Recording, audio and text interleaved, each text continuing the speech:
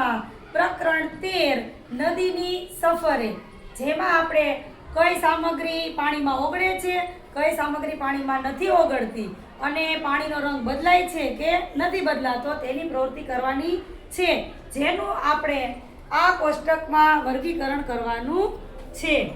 તો ચાલો આપણે પ્રવૃત્તિ શરૂ કરીએ. તો સામગ્રીમાં છે ખાંડ, મીઠું, લીંબુનો રસ, હળદર, સાબુનું પાણી, લોટ, રાંધેલી દાળ, શરબત, ખાવાનો સોડા અને તેલ.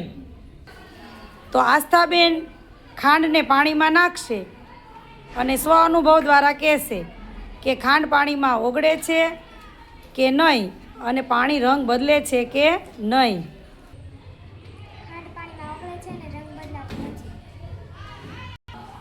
હવે અભયભાઈ મીઠું નાખશે પાણીમાં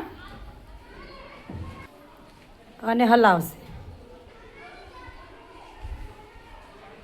મીઠું પાણીમાં ઓગળે છે પણ રંગ બદલાતો નથી. હવે નિધિબેન લીંબુનો રસ પાણીમાં નાખશે. લીંબુનો રસ પાણીમાં ઓગળે છે અને રંગ બદલાય છે. સરસ. હવે અંકિતભાઈ હળદર પાણીમાં ઉમેરશે.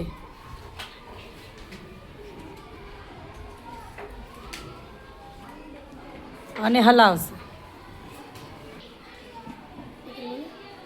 હળદર પાણીમાં ઓગળે છે અને એનો કલર બદલાય છે. દિવ્યાબેન સાબુનું પાણી પાણીમાં ઉમેરશે. સાબુનું પાણી પાણીમાં ઓગળે છે, રંગ એનો બદલાય છે. હવે ધાર્મિકભાઈ લોટ પાણીમાં ઉમેરશે. લોટ. પાણીમાં નાખી કે રંગ બદલાઈ જાય છે.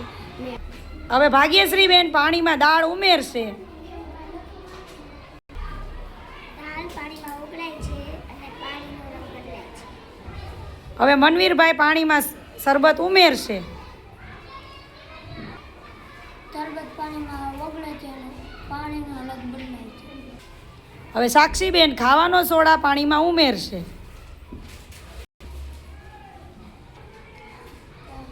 ખાવાનો સોડા